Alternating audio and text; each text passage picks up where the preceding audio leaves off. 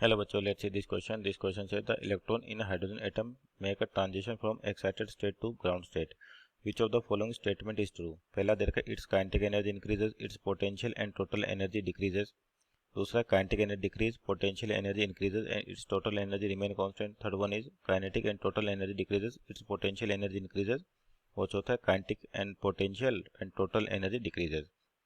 तो यहाँ पर बेसिकली देखा जाए तो आपका क्वेश्चन किस पर बेस्ड है, एटॉमिक स्ट्रक्चर, और उसके अंदर क्या होता है आपका डिफरेंट एनर्जी लेवल से, तो वहाँ पर एनर्जी लेवल के ऊपर डिपेंडेंट क्वेश्चन है आपका। तो की कॉन्सेप्ट क्या ले सकते हैं यहाँ पर, energies in atomic structure, in atomic structure. और कौन सा बोर का एटॉमिक स्ट्रक्चर की जनरली बात होती है यहाँ पर, तो होता कैसे कि आपके पास जैसे बोलते हैं सेंटर पे न्यूक्लियस है, या फिर बोलते कि एनर्जी लेवल्स इस तरीके से आपके पास n इक्वल टू 1 2 3 इस तरीके से चलती रहती है।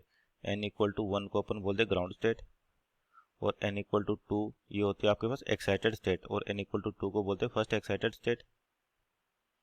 उसी तरह से n इक्वल टू 3 क्या हो जाएगा, सेकंड एक्साइटेड। तो यानी कि उस तरह से अप टू कहाँ तक, इनफाइनाइट तक।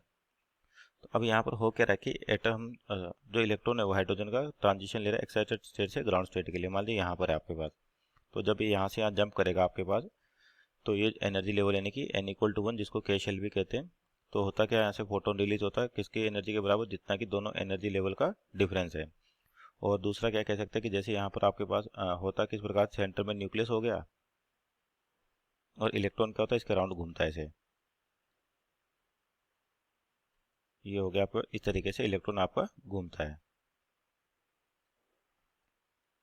अब जब आपका इलेक्ट्रॉन किसी हाई एनर्जी लेवल से लो एनर्जी पर जंप करेगा, तो यानी कि उस कुल मिला के देखा जाए तो जो पहले रेडियस r1 थी मान लेते हैं, अब रेडियस कितनी r है, यानी कि रेडियस में डिक्रीमेंट हो गया आपके पास, r की वैल्यू क्या होगी, डिक्रीज होगी।